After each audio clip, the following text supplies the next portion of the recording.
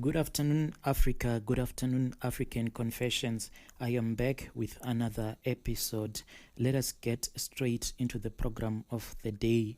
The message that I have for you guys reads like this. Hello, how are you? My husband sacrificed our marriage. I am writing this email with tears flowing down my cheeks. I can't stop crying because of what I saw today. All this while, I kept on blaming myself for how our marriage has been cold because I caught my husband sleeping with his own best friend, a male friend, and on my side, he had stopped completely being intimate with me. He would only do it maybe once a month, and he would make sure that there was no contact whenever we will be intimate, and he only used protection on me. So this is not common amongst Black Africans because we only believe that protection is used in extramarital affairs. I have been praying, asking the Almighty to open my eyes and to see what was going on in my marriage. Then, a few days ago, I came home earlier than I usually do because I just felt a very strong headache. I felt like I was going blind. So, my friend from work offered to take me home because I could not see anything. All that I wanted to do was just to get home and get some sleep. I arrived home, and because my friend just dropped me by the gate, I just opened the gate just a little bit so that I can get inside, and my husband was at home. And I also noticed that his new friend that he had been hanging out with ever since he bought his new car was also at home. I saw his car parked, and because I walked into our property without anybody noticing, our helper was busy cleaning downstairs, and she just greeted me, and I went upstairs straight into my bedroom. My brother, this world is coming to an end. What I saw, I can't believe it. Even up to today, I can't even believe it, and I can't stop crying. As I opened my bedroom door, I found my own husband, my very own husband, having intercourse with his own best friend. I just froze looking at them, and they also did the same. The sight was so gross, and my heavy headache just disappeared just like that. So this is the answer to my prayer. I asked myself, I rushed out and I ran. I even fell down the stairs as I was running down. I was so confused.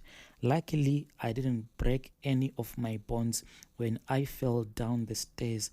I stood up and I took the car keys, the keys that I just found, and I drove off. I didn't even know what I was doing. I just wanted to be alone. I thought of killing myself, but hell no, I wasn't going to kill myself for that bastard. I stood with that man through thick and thin. I made sure that I covered up for him whenever he didn't have any money. I gave him. What did I do to deserve such a thing? If it was a woman, at least maybe I would understand. If he had cheated on me with another woman, maybe I would understand that I do not perform better in bed. But now that he is cheating on me with another man, how am I going to recover from that? What is he getting from this man that he cannot get from me? I am so confused. He kept on calling me, but I could not even answer his phone calls. What is it that he wanted to talk to me about? That night, I went back home and I found him very humble and sober. I told him that I wanted nothing but the truth. He sat down and told me that I was not strong enough to hear what he wanted to tell me. Even though I am not the brave type, but in this situation, I had to be brave because I wanted to know what exactly was going on with my husband. Why did he betray me in such a way? He later told me that his friend, the one that I had caught him with pants down, is the one who had introduced him to some people in Eastern Africa, and they had flew together there to do the ritual. It was one-on-one basis. They had to marry each other. He did this according to him because he had no choice. My husband said that I am the reason why he pushed himself into this situation. He told me that I was getting more money than he was getting, and he was feeling like he was less of a man. The terms and the conditions were that him and his friend were supposed to be intimate, like husband and wife. This is how it all started. We got married sometime in 2013 when I had finished my varsity. It was after I had became pregnant that my family took me to his house because they could not continue staying with somebody's wife.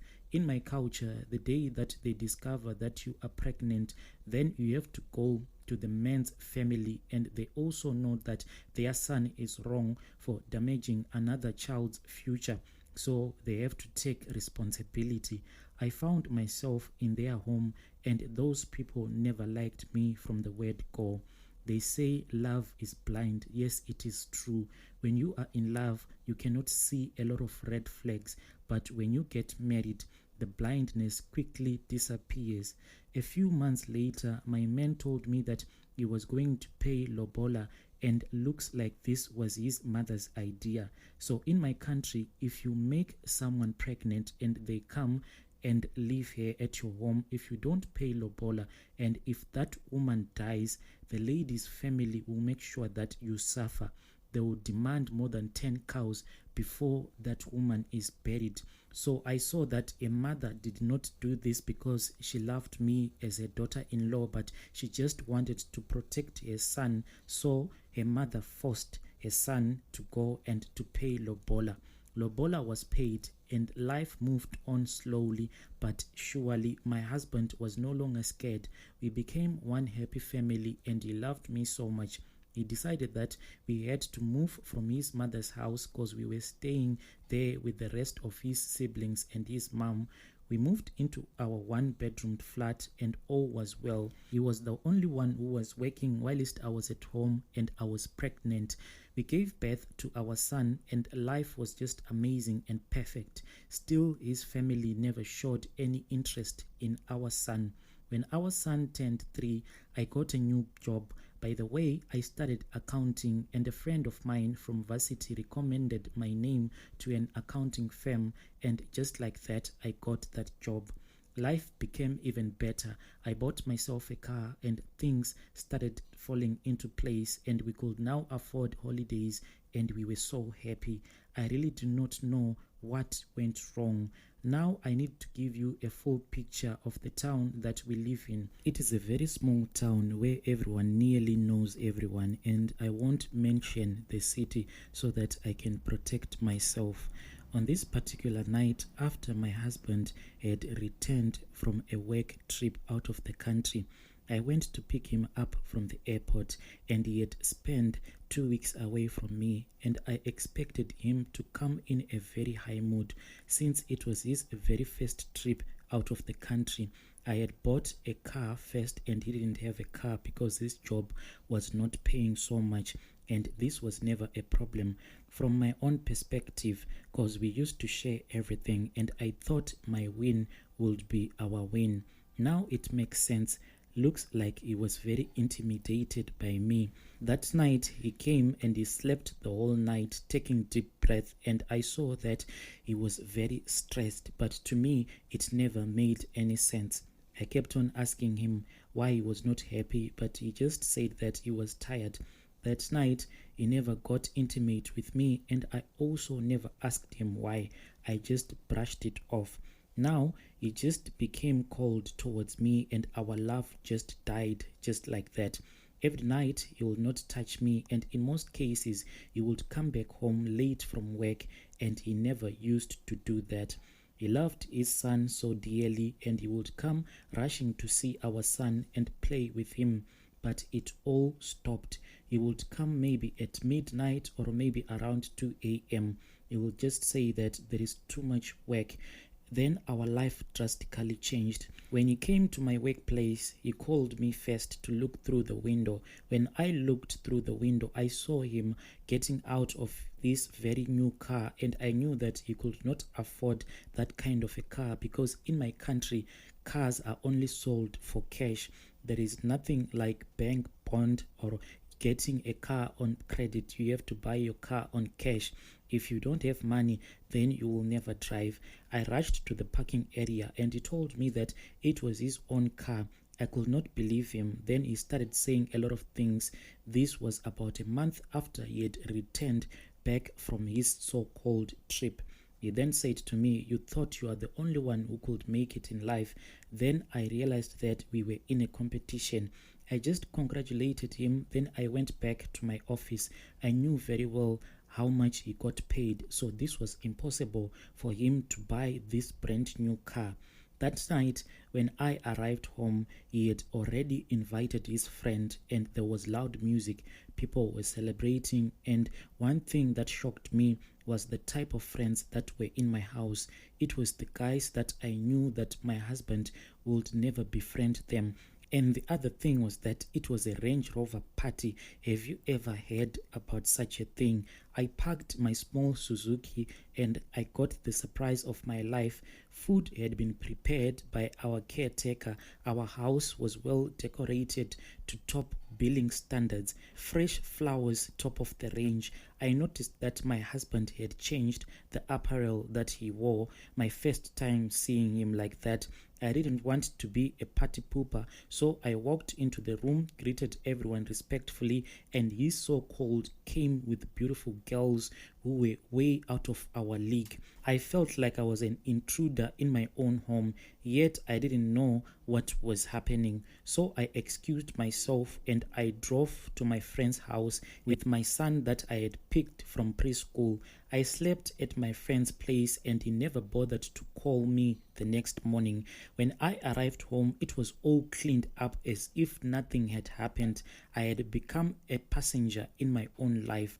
I never said a lot of stuff because he was barely home, and then he came one day and told me that we were moving to a very affluent suburb because this house which we were staying would not suit his standard anymore. We moved to a double-story house and I kept on having a lot of questions in my mind, but nobody would respond to all of this.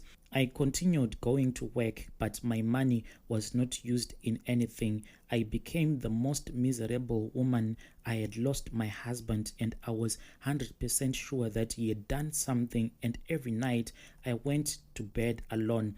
Yes, we had a very comfortable life, but I had no one to enjoy that comfort with. He would come home every night, sleep next to me. I would feel his manhood hard as a rock, but nothing would happen. And I had known this guy since varsity. He really loved the game, intimacy, but now he would not even touch me. Time went by and he started sleeping on the day bed just by the hallway. He bought the house we are staying in, and one funny thing is that he doesn't go to see his mom, but we live in the same town. Whenever there is a funeral in his family, he makes sure that all is paid for, and he encourages me to attend on his behalf, but you will never see him there, no matter how close he is to that person who would have died. But my husband will never go to attend that funeral.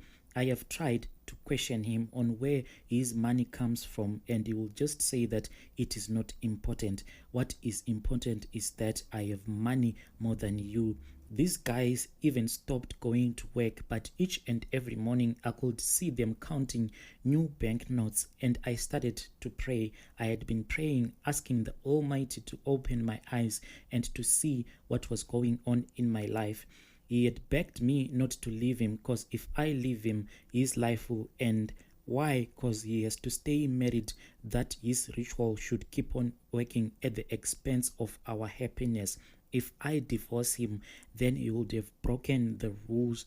But now he doesn't know what I am about to do. I don't care whatever will happen to him. I thank God for opening my eyes. Yo, guys, that was an email that was forwarded to me by one of our admins. Yo, strange things are happening in this world. Please let us talk about this issue in the comment section. I'll be back with more episodes.